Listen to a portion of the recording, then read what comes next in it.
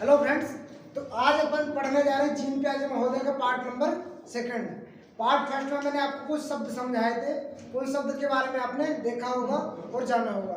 आज अपन पार्ट 2 में जीन प्याजे महोदय के बारे में जो शब्द हैं उनके बारे में बताने जा रहे हैं। जैसा कि पहले पार्ट में अगर आपने नहीं देखा तो पहला पार्ट देख लीजिएगा, उसके बाद दूसरा पार्ट देखेंगे तभी आपको समझ में आएगा।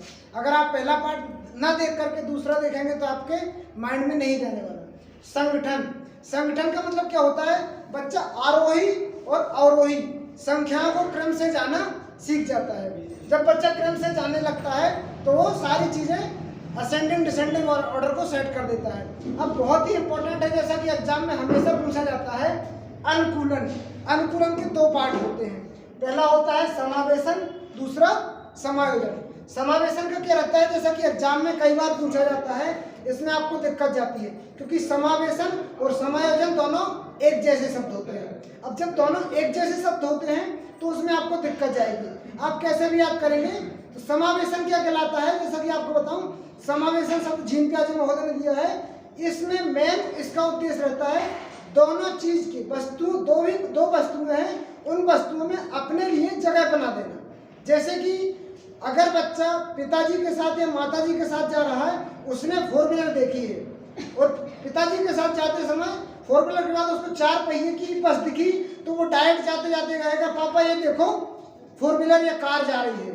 तो पापा उसको बोलेंगे ये 4 व्हीलर या कार नहीं है, ये क्या है? बस है। तो बच्चे को बस का पता चलने के बाद उसने अपनी इंद्रियों में, अपने दिमाग में एक जगह दे दी कि 4 पहिए की 4 व्हीलर होती है और 4 ही पहिए की बस भी होती है।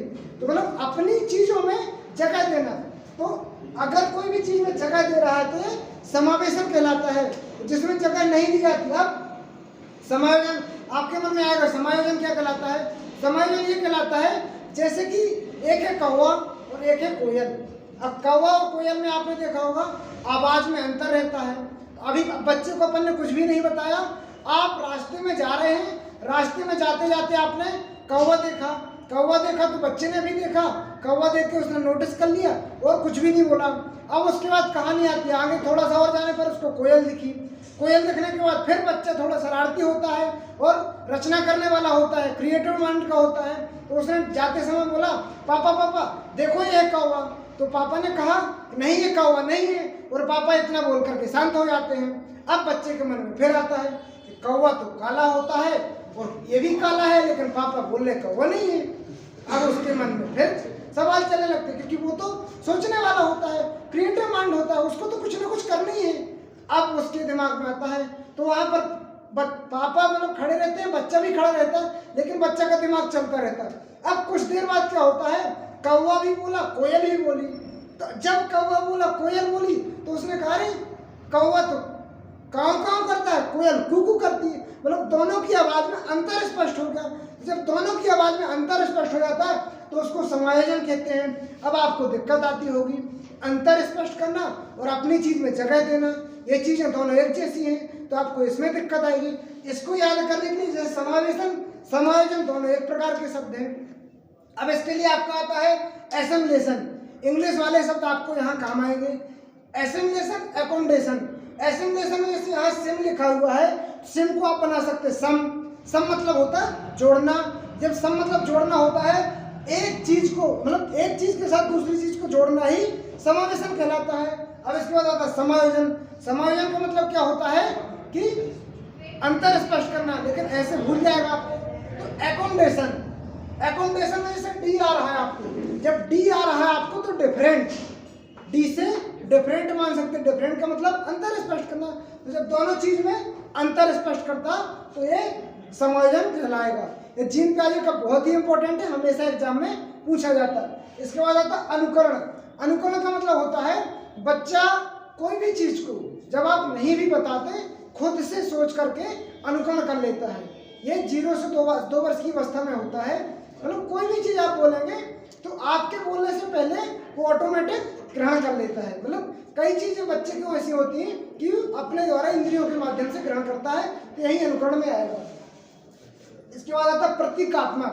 प्रतीकात्मक में बच्चा क्या रहता है, कोई भी चीजों के बारे में सोच लेगा कि कौन सी चीज कहाँ है। मतलब सोचने को, लेकिन इसमें अपोजिट रहता है। आगे के बारे में प्रतीकात्मक का मतलब रहता है आगे के बारे में, और स्कीमा का मतलब रहता है पीछे के बारे में। स्कीम का मतलब पीछे के बारे में, प्रतीकात्मक का आगे के बारे में। अगर आप बच्चे को बोलेंगे कि हवाई जहाज में जाना है तो वो तुरंत मतलब समझ जाएगा हवाई जहाज कैसी रहती, वो कभी ये ना समझेगा कि हवाई जहाज रोड में चलती है, वो डायरेक्ट यही समझेगा कि हवाई जहाज ऊपर उड़ती है।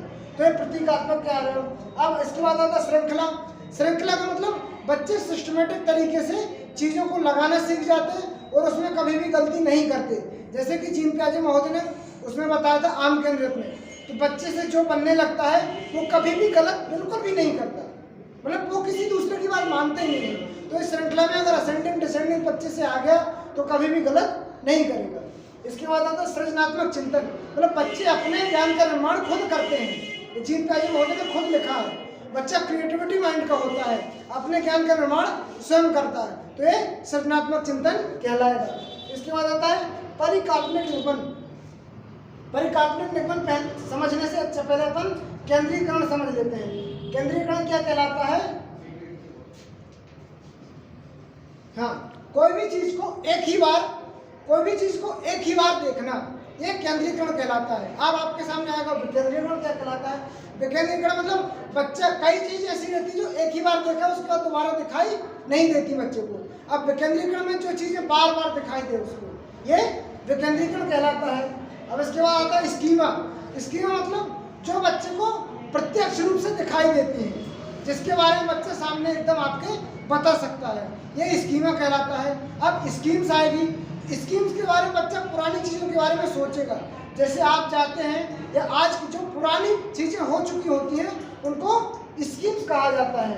अब इसके बाद तर्कपूर्ण चिंतन। तर्कपूर्ण चिंतन ये कहलाता है जब बच्चा 7 से 11 की अवस्था में होता है तो बच्चा कोई भी कार्य को एकदम सुस्पष्ट और स्वच्छ अक्षरों में लिख लेगा, लेकिन उसके पास कॉन्फिडेंस बिल्कुल भी नहीं होगा। आप बोलेंगे भी कि ऐसा होता है तो डरा हुआ सहमा हुआ रहेगा। लेकिन तार्किक चिंतन, इसलिए तर्कपूर्ण चिंतन की अवस्था भी कहा जाता है मूर्त संक्रियात्मक अवस्था को, और तार्किक चिंतन की अवस्था कहा जाता है अमूर्त संक्रियात्मक अवस्था को। तो तार्किक चिंतन कब होता है? आप बच्चे को समकोण के बारे में बताएंगे, समलंब चतुर्भुज के बारे में बताएंगे तो वो आसानी से स्पष्ट कर देता है। इसके बाद